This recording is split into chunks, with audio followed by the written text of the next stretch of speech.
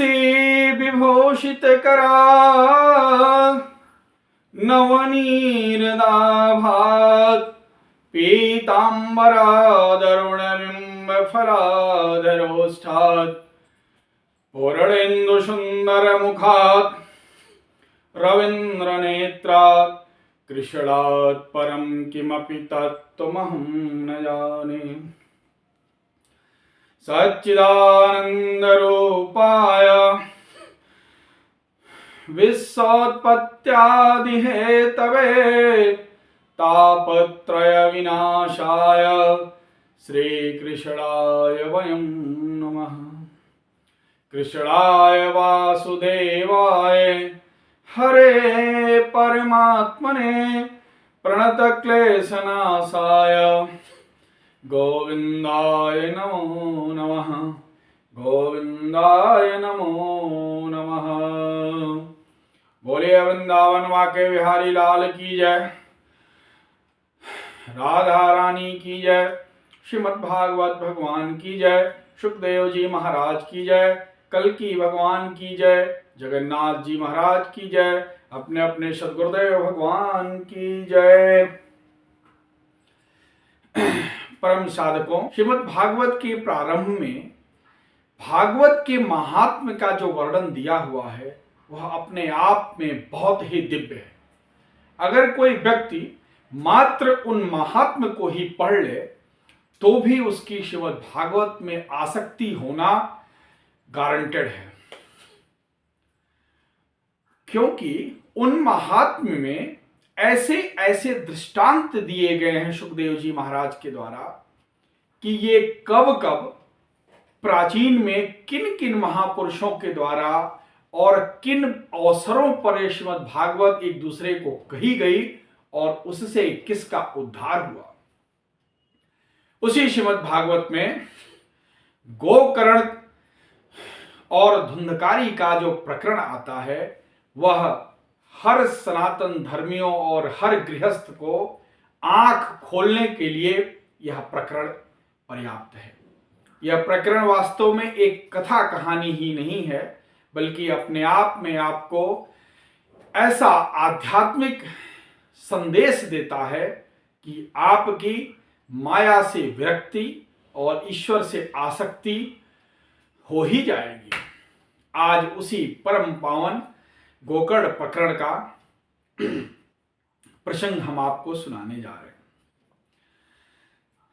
प्राचीन काल में कर्नाटक के तुंगभद्रा नदी के तट पर आत्मदेव नामक एक ब्राह्मण रहा करते थे।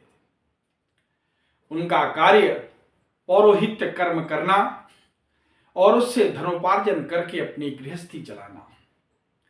उनके घर में उनकी एक पत्नी थी, उसका नाम था धुंधली बाई। आत्मदेव जितना ही सात्विक दिनचर्या अपनाते थे, जितना ही कथा वार्ता करके अपना जीवन यापन करते थे, धुंधली बाई का चरित्र उतना ही झगड़ालू, कपटी और धर्म में न रुचि रखने वाली और सिर्फ धन की लालची थी। तो क्या श्लोक आता है? तुंगभद्रा तटे पूर्वम भोत्पत्तनमोत्तमं यत्र वर्णाशु धर्मेण सत्य सत्कर्म तत्परा आत्मदेव पुरे तस्मिन् सर्ववेद विशारदः शौतस्मार्तेषु निष्णातो द्वितीय इव भास्करः। आत्मदेव को सभी वेदों पुराणों आदि का ज्ञान था और उसका प्रवचन करके अपना दक्षिणा से अपना जीवन यापन करते थे। लेकिन आत्मदेव के जीवन में एक बड़ा कष्ट था, और कष्ट ये था कि आत्मदेव के पास कोई भी संतान नहीं थी। जहां भी जाते मुंह पर तो कोई नहीं कहता, लेकिन मन ही मन लोग कहते कि बाबा तो बड़े पुजारी हैं, बड़े ज्ञानी हैं, बड़े वेद पाठी हैं, लेकिन इन्हीं के संतान नहीं है। यद्यपि वो समस्त वेदों का पाठ करते थे, पुराणों का भी पाठ करते थे, किंतु उन्हें अध्यात्म का जो तत्व ज्ञान है वह अभी नहीं छुआ था, क्योंकि उन्हें अभी भी इस दुनिया में आसक्ति बांधी हुई थी।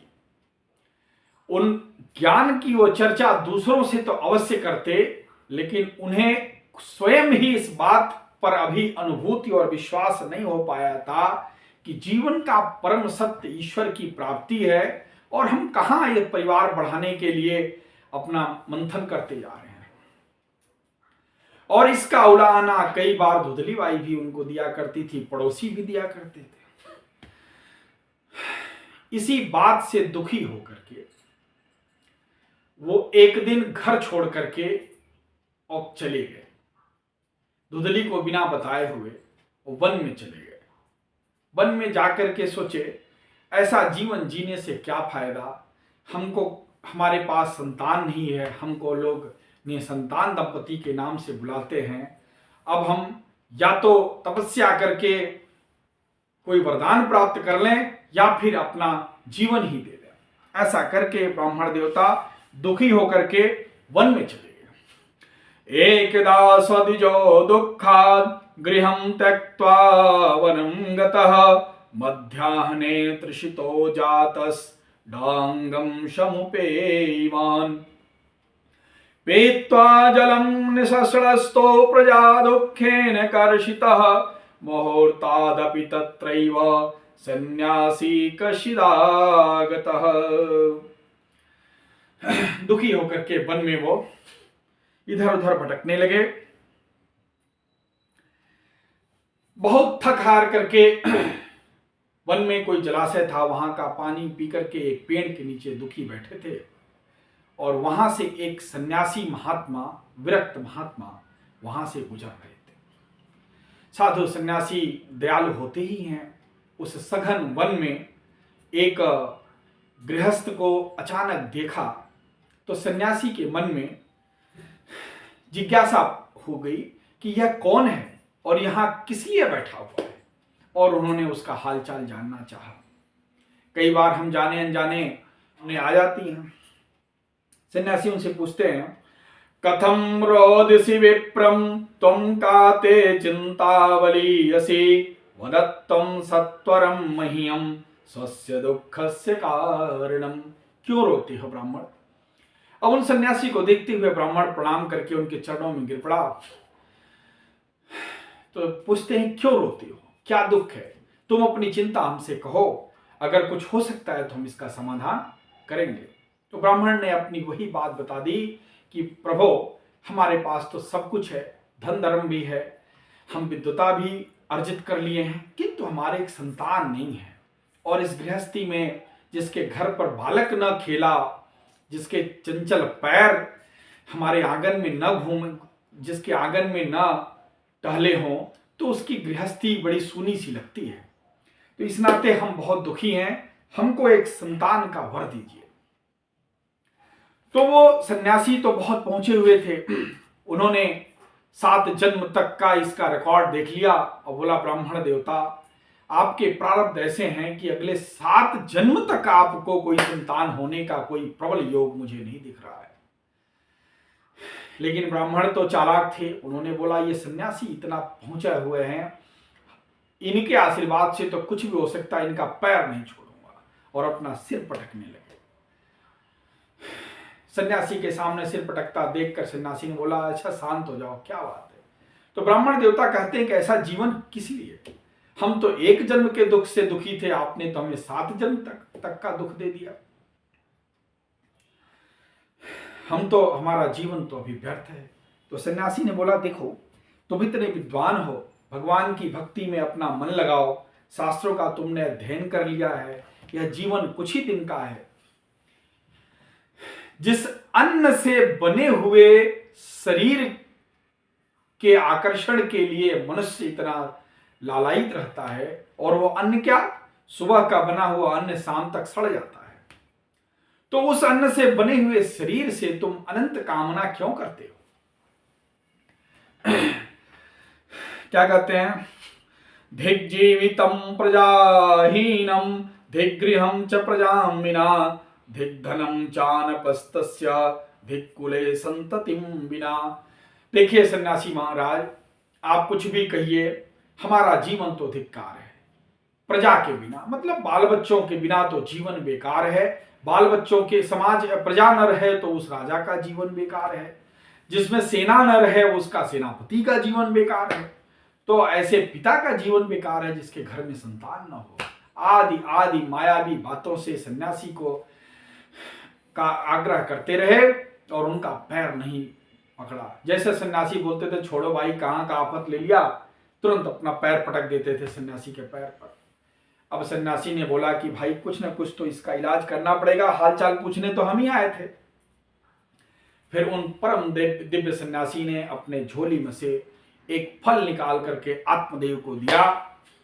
बोला कि आप इसको ले जा करके अपनी पत्नी को खिला दें और आपकी पत्नी गर्भवती होगी और उसको संतान पैदा होगा। ऐसा वरदान पाते ही आत्मदेव प्रणाम करके नाचते कूदते हुए घर पे आ गए। और उस फल को ला करके सरप्राइज देने के हिसाब से दरवाजे पर से आवाज लगाया, धुंधली को कहाँ हो कहाँ हो। धुंधली तो 2 दिन से अपने पति के गायब होने के गम में बड़ी दुखी थी। पति के गायब होने का गम ज्यादा और धन न आने का गम उसे अधिक था। उसका व्यवहार ही ऐसा था। धुंधली निकलते हुए सोची कि 2 दिन बाद आए हैं, लग रहा है कुछ ज्यादा कमा के लाए होंगे। और दरवाजे पे आई तो देखी कुछ नहीं, हाथ पीछे। बोली क्या लाए हो? तो आत्मदेव ने कहा कि ऐसी चीज लाया हूं जिसके कारण तुम्हारा पूरा जीवन ही बदल जाएगा। जो तुम्हें आज तक नहीं मिला वो अब तुम्हें मिल जाएगा। और घर के अंदर जाके बोले थोड़ा दरवाजे पर नहीं, अंदर चलो। और धुंधली के हाथ में वो फल दे दिया। अरे ये क्या, एक फल लेके आए हो? एक अमरूद लेके आ गए हमारे लिए, संतरा लेके आ गए बस। हमने तो सोचा तुम 2 दिन से कहीं कथा कर रहे होगे, ज्यादा धन आदि लेके आए होगे। आत्मदेव ने बोला कि देवी ये सामान्य फल नहीं है, इसको एक सन्यासी ने दिया और इसको खाओ तो तुम्हें संतान की प्राप्ति होगी। धुंधली ने वो फल तो ले लिया, लेकिन जैसा उसका नेचर था वह संदेह करने लगी। अब देखिए क्या संदेह, जिस चीज के लिए जीवन भर लालायित थे कि हमारे घर में एक संतान हो जाए, वह चीज उनके दरवाजे पर आई और अब उनके मन में संशय, धुंधली के मन में संशय हो रहा है। और धुंधली बोली अच्छा हम खा लेंगे, थोड़ा नहा धो के तब ना खाएंगे। आत्मदेव अपने काम में बिजी हो गए, फिर कथा वार्ता के लिए चले गए और सोचे धुंधली तो फल खाएगी, और बड़े प्रसन्न हुए।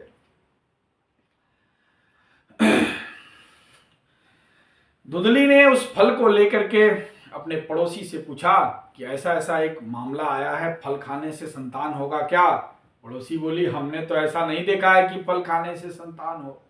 उसका संशय पुनः जागृत हो गया। फिर भी उसने और भी लोगों से सलाह लेना चालू किया। धुंधली की एक छोटी बहन थी, उसको उसने संदेश देके बुलवाया और बोला कि कुछ जरूरी काम है, थोड़ा आ जाओ। और आके उसने सारी बात बताई।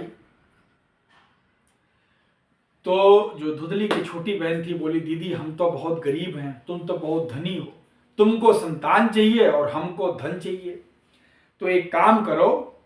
और धुंधली के मन में क्या संदेह आया, क्या संदेह करती है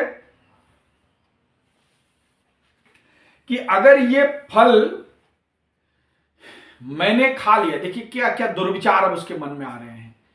ये फल मैंने खा लिया, मैं गर्भवती हो गई, तो जो मैं भोजन करूंगी उसका कुछ अंश ये बालक पेट में खा लेगा, मैं कमजोर हो जाऊंगी, मैं चल नहीं पाऊंगी, अचानक डाकुओं का आक्रमण हो गया। देखिए क्या उसके अंदर तर्क और वितर्क और कुविचार चल रहे हैं। डाकुओं का आक्रमण हो गया तो मैं भाग नहीं पाऊंगी, अपना धन नहीं बचा पाऊंगी, तो ये गड़बड़ चीज है। इससे अच्छा कि गर्भवती मैं ना हूं। जितना उपाय आत्मदेव ने किया वो सारा का सारा उपाय धुंधली ने खराब कर दिया। क्या कहती है, फलम भक्षेण गर्भः स्यात् गर्भे गर्भेरोदर वृद्धिता स्वल्प भक्षम ततो शक्तिर गृह कार्यम कथम भवेत्। मुझे तो बड़ी चिंता हो गई, मैं तो यह फल नहीं खाऊंगी, यह फल खाने से गर्भ रहेगा और गर्भ से पेट बढ़ जाएगा, फिर कुछ खाया पिया नहीं जाएगा, इससे मेरी शक्ति छिड़ जाएगी, तब क्या होगा, घर का धंधा कैसे होगा, गांव में डाकों का आक्रमण हो गया तो गर्भवती स्त्री कैसे भागेगी, आदि आदि कुतर्क उसके दिमाग में चलने लगे। जिसका कल्याण नहीं होना होता है उसको ईश्वर की बातों में ऐसे ही कुतर्क अपने आप पैदा होने लगते हैं। तीर्थ यात्रा जाना है, गए तो खेत खराब हो जाएगा, बहू सारा सामान इधर से उधर कर देगी, बेटा कहीं खाते से पैसा ना निकाल ले, आदि आदि कुतर्क उसके मन में आने लगते हैं। और जिसके मन में ईश्वर के प्रति सात्विक भाव है वो सोचेगा हम तो चलते हैं तीर्थ यात्रा, ईश्वर की जो इच्छा होगी वही होगी। तो दुदली ने इस प्रकार कुतर्क करके सारा काम खराब कर दिया। और जो उसकी बहन आई थी उसके पेट में जो बच्चा था, दोनों ने आपस में मिलकर प्लानिंग किया।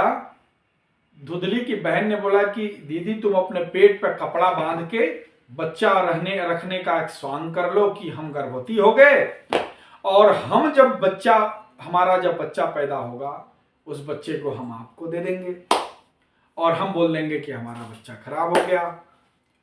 तो उसने बोला इस फल का क्या करें, तो उसने बोला फल को गाय को खिला दो।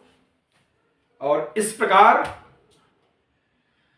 धुधली ने सन्यासी के द्वारा दिए हुए आशीर्वाद फल को अपने दरवाजे पर बंधी हुई गैया को खिला दिया।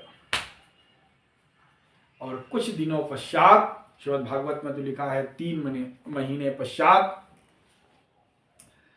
त्रिमासे निर्गते चाथ साधेनु सुसुवेर्वकम सर्वांग सुंदरम दिव्यम निर्मलम कनक प्रभम। और उस गैया के पेट में भी गर्भ रह गया। एक ही समय धुदली की बहन ने बच्चा पैदा किया और उस बच्चे को उसने धुदली को दे दिया। और धुदली सुबह पंडित जी को बोली कि देखिए रात को मुझे बच्चा पैदा हुआ, और पेट तो उसने पहले से फुला रखा ही था कपड़े से। पंडित जी को विश्वास हुआ, बड़े नाचे कूदे, जन्मोत्सव मनाने की तैयारी करने लगे, खूब अच्छा सा पार्टी वार्टी दिए। और उसी दिन उनके दरवाजे पर बंधी हुई गौ माता ने एक बालक को जन्म दिया, जिसका पूरा शरीर बालक, सिर्फ कान गाय के समान थे। लोगों ने चर्चा करना शुरू किया कि देखिए पंडित जी का पुण्य आज कितना उदय हुआ, एक बालक मांगा, 2 मिला, और स्त्री तो छोड़िए उनकी घर की गौवा ने भी एक बालक दे दिया। और उस बालक का गाय से पैदा होने के कारण और गाय जैसा कर्ण कान होने के इसकी संरचना होने के नाते आत्मदेव ने उसका नाम गोकर्ण रखा।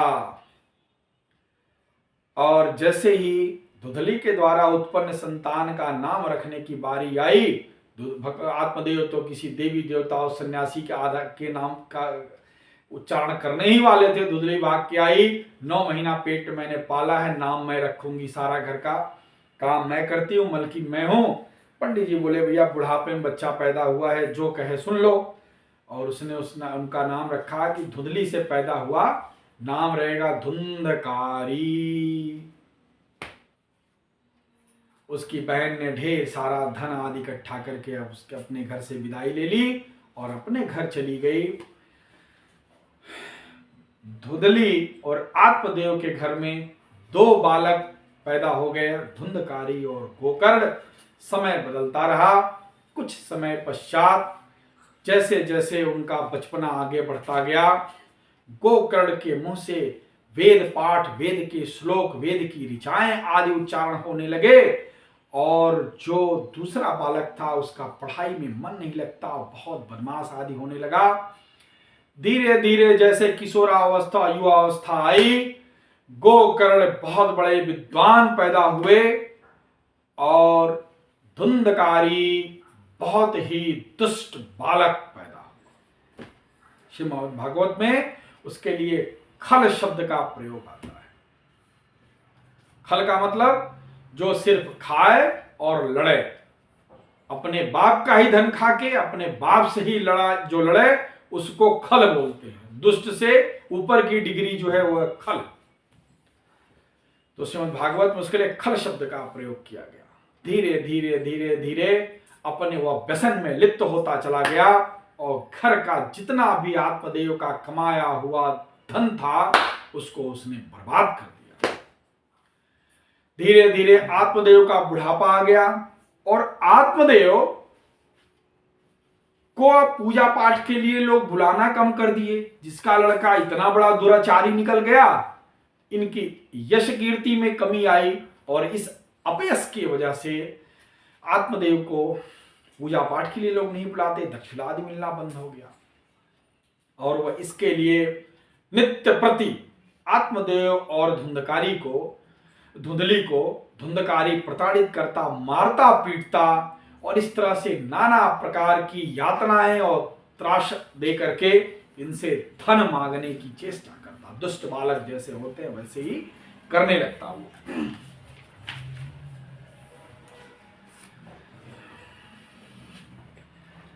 धीरे धीरे एक दिन फूट फूट करके रोने लगे आत्मदेव कि उस सन्यासी ने मुझे सही कहा था कि इससे अच्छा तो हम लोग निसंतान रहते और कम से कम हमारा मान सम्मान बना रहता और हम ईश्वर प्राप्ति तो करते। इस दुष्ट ने तो हमारे पूरे खानदान को डुबो दिया। क्या कहते हैं? तत्पिता कृपणः प्रोचैर्धनहीनो रुरोधः बन्धस्त्वं तु समीचीनं कुपुत्रो दुःखदायक। इस प्रकार जब सारी संपत्ति स्वाहा हो गई तब उसका कृपण पिता फूट फूट कर रोने लगा और बोला, इससे तो इसकी मां का बांझ रहना ही अच्छा था, कुपुत्र तो बड़ा ही दुखदाई होता है। क्वतिष्ठामि क्वगच्छामि को मैं दुःखम व्योपहेत प्राणां रुस्त्यजामि दुःखेन हा कष्टम मम संस्थितम। मैं कहां जाऊं, मैं क्या करूं, इस संकट में मेरा कौन सहारा होगा? अब तो मुझे अपना जीवन ही दे देना चाहिए। तदानीं तो समागत्य गोकर्णो ज्ञान संयुतः बोधयामास जनकं वैराग्यं परिदर्शयन। उसी समय गोकर्ण जी जो अपने भाई के इस अत्याचार से परेशान होकर के किसी आश्रम आदि में रहते थे, वो आए, बोले पिताजी इतना दुखी क्यों हो? तो अपना दुख सुनाया। फिर गोकर्ण जी ने बोला, पिताजी देखिए जीवन का परम सत्य तो वैराग्य है ही। आपकी जो इच्छा थी पुत्र प्राप्ति की वो पूरी हो गई और आपका बुढ़ापा आ गया। अब आप संन्यास लीजिए और ईश्वर प्राप्ति और समाधि की तरफ अग्रसर होइए। ऐसा सुन करके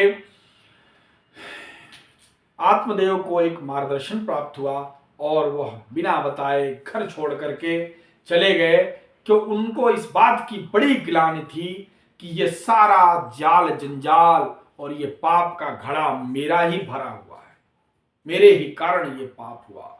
और मैंने अगर उन दिन सन्यासी की बात मान के अपने आत्म कल्याण का कोई मार्ग पूछ लिया होता तो हमारा जीवन सफल होता। इसी ग्लानि में वो वन चले गए और वहां ईश्वर की तपस्या करते करते अपना शरीर त्याग दिया। गोकर्ण ने भी घर छोड़ दिया। एक दिन की बात है, जब धुंधकारी ने देखा कि पिता ने चले गए, भाई चला गया, घर में बूढ़ी मां पड़ी हुई है, उसको भी बहुत प्रताड़ित किया और धुंधली उसके प्रताड़ना से परेशान होकर के जान देने के लिए जा रही थी, एक कुएं में गिर करके वो मर गई। अब घर का अकेला मालिक वो बचा। जितने तरह के पाप कर्म हो सकते थे वो करता था, भक्ष खाना वो करता था। इससे उसका मन नहीं भरा। 5 वेश्याओं को ला करके घर में रख लिया उन वेश्याओं की इच्छा पूर्ति के लिए चोरी आदि डकैती आदि क्रिया करके वह धन ला करके इन वेश्याओं की इच्छा पूर्ति करती। एक दिन उन पांचों वेश्याओं ने आपस में गुफ्तगू और मंत्रणा की कि देखो, हम लोग यहां हैं तो कल ये एक राजा के घर में राजकोष की चोरी करके ये धन लाया था, और अगर राजा को पता लग गया, उसके सैनिक उठा के ले जाएंगे तो हम लोग भी दंड के भागीदार होंगे। तो क्या किया जाए? वह उनकी ब्याहता पत्नियां तो नहीं थी, वो तो वेश्या थी। वेश्या का काम पुरुष से सिर्फ धन तक ही रहता है। पत्नी आपकी हर गरीबी में सहायता देगी, लेकिन वेश्या नहीं देगी। बिना पैसे की कोई वेश्या शायद किसी को पास भी ना फटकने दे। तो आज उस वेश्या गमन का पाप ऐसा उदय हुआ कि उन्हीं 5 वेश्याओं ने, जिसके लिए यह तरह तरह की घटनाएं करके पैसा अर्जित करता था, प्लान किया कि इसको मार देते हैं और धन लेके खुद भाग जाते हैं। रात के वक्त 5 वेश्याओं ने इसको चारपाई से, खटिये से बांध दिया। एक दौड़ के गई, चूल्हे से अग्नि ला करके धुंधकारी के मुंह में अग्नि डाल दी, और धुंधकारी छटपटाता रहा, और उस अग्नि से धुंधकारी जल करके स्वाहा हो गया। उसी घर के आंगन में ही गड्ढा खोद के उन 5 स्त्रियों ने धुंधकारी को दबा दिया। गोकर्ण जी तीर्थ यात्रा करते करते गया पहुंचे, वहां कुछ दिनों तक रहे। उनको इस बात का कहीं से संदेश मिला कि हमारे पिताजी शरीर छोड़ दिए और हमारी मां का देहांत हो गया। उन्होंने मां पिता के लिए तो वहां श्राद्ध किया, लेकिन उनके मन में एक विचार आया कि मेरा भाई भी जिस कुकर्म में लिप्त है, ज्यादा दिन रहेगा नहीं। तो उन्होंने भाई के लिए भी गया में श्राद्ध की, और बहुत दिनों के पश्चात पुनः जब एक बार उनको अपने गांव आने का मन हुआ, अपने गांव आए और अपने घर में उन्होंने रात्रि को निवास किया। जैसे सोए, सामने भैंसा बन के एक व्यक्ति, एक भैंसे की आकृति, कभी शुअर की आकृति, कभी बकरे की आकृति, बार बार आकृति आती। जब पूछते कौन हो तुम, तो वो बोल नहीं पाता। फिर गोकर्ण जी तो महाज्ञानी थे ही, कमंडल से जल लेकर के छिड़का मंत्र पढ़ के, तो उसमें वाक शक्ति आई, और फिर वो एक प्रेत की आकृति लेकर के बोला कि भैया मैं हूं धुंधकारी। तो गोकर्ण ने पूछा कि तुम्हारी ये हालत कैसे? तो धुंधकारी ने प्रेत योन में रहते हुए भी रोते रोते अपनी सारी कथा सुनाई कि भैया ये कुछ नहीं, मेरे पापों की सजा है, और उन्हीं वेश्याओं ने मुझे मार के जला दिया, और मैं इसी में दफन हूं, नीचे ही हमको मिट्टी में दबा दिया है। ऐसा सुन के गोकर्ण को बड़ी दया आई कि है तो हमारे ही खानदान का, हमारे ही भाई का, हमारा ही भाई है। लेकिन गोकर्ण जी को इस बात का बड़ा आश्चर्य हुआ कि मैंने तो गया में इसका श्राद्ध कर दिया, फिर भी यह प्रेत योन में भटक रहा है। इसी उधेड़ बुन में उन्होंने कहा कि ठीक है धुंधकारी, हम कुछ उपाय करते हैं तुम्हारी मुक्ति का। प्रातः रात भर करवट बदलते रहे। सुबह उठ करके निकट के जो भी विद्वान थे उनसे उन्होंने मंत्रणा की कि ऐसी ऐसी घटना है, हमारा भाई धुंधकारी प्रेत बन गया है, मैं क्या करूं? किसी विद्वान के पास कोई जवाब नहीं था। घूमते रहे, अंत में उनको नारद जी ही सहारा दिखे, और उनको बताया गया कि श्रीमद् भागवत की कथा ही इस धुंधकारी को प्रेत योन से मुक्ति दे सकती है। आकाशवाणी हुई कि 7 दिन की श्रीमद् भागवत की कथा सुनाई जाए। ऐसा करके गोकर्ण जी ने श्रीमद् भागवत कथा का आयोजन किया अपने घर पे ही। चूंकि वह प्रेत योनि में था, तो वो करे क्या? तो वो वायु है, कहाँ बैठे, उसके बैठने की 7 दिन तक कोई जगह नहीं है। तो दरवाजे पर ही एक बांस पड़ा हुआ था, उस बांस के खोखले बांस के अंदर वो जाके बैठ गया और श्रीमद् भागवत की कथा बड़े प्रेम से, बड़े कातर भाव से और मुक्ति भाव से वो सुनने लगा कि अब हमारे पास यही एक रास्ता है, सारे कुकर्मों का पश्चाताप अब यही एक बचा है। बड़े बड़े विद्वानों को बैठा के गोकर्ण जी ने आषाढ़ मास में वह कथा सुनाई। एक दिन की कथा सुनने पर उस बांस की एक गांठ फूटती और धुंधकारी अगली गांठ तक की यात्रा कर लेता। अगले दिन की कथा सुनकर धुंधकारी दूसरी गांठ फूटती और दूसरी गांठ से ऊपर चला जाता। इस प्रकार 7 दिन की कथा सुनने के बाद 7 गांठें चटक के फट गई और धुंधकारी 7 गांठों को पार करके फिर प्रकट हो गया। गोकर्ण जी ने पूछा, तुम कौन हो? धुंधकारी ने बोला, भैया मैं धुंधकारी हूं, जिसके लिए आपने कथा सुनाया था और मुझे इस प्रेत योनि से मुक्ति हुई। और धुंधकारी ने श्रीमद् भागवत की बहुत सारी महिमा सुनानी चालू कर दी कि श्रीमद् भागवत क्या है और हमको भी श्रीमद् भागवत से मुक्ति मिली।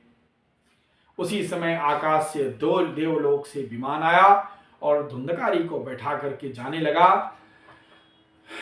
तो गोकर्ण जी ने एक सवाल किया कि हे देवताओं, ये श्रीमद् भागवत की कथा तो यहां उपस्थित एक से एक विद्वान सुने, आपने इसमें से सिर्फ एक प्रेतात्मा को ही अपने विमान में बैठाया, ऐसा अन्याय हमारे साथ क्यों? तो उन देवताओं ने बोला कि हे महात्मन, धुंधकारी ने जिस कातर भाव प्रेम भाव से ये कथा सुनी है, ऐसी कथा किसी ने नहीं सुनी है। इस समय 7 दिन में धुंधकारी को सिर्फ अपनी मुक्ति दिखाई दे रही थी। इस नाते हम लोग धुंधकारी को अपने विमान में बैठा करके ले जा रहे हैं।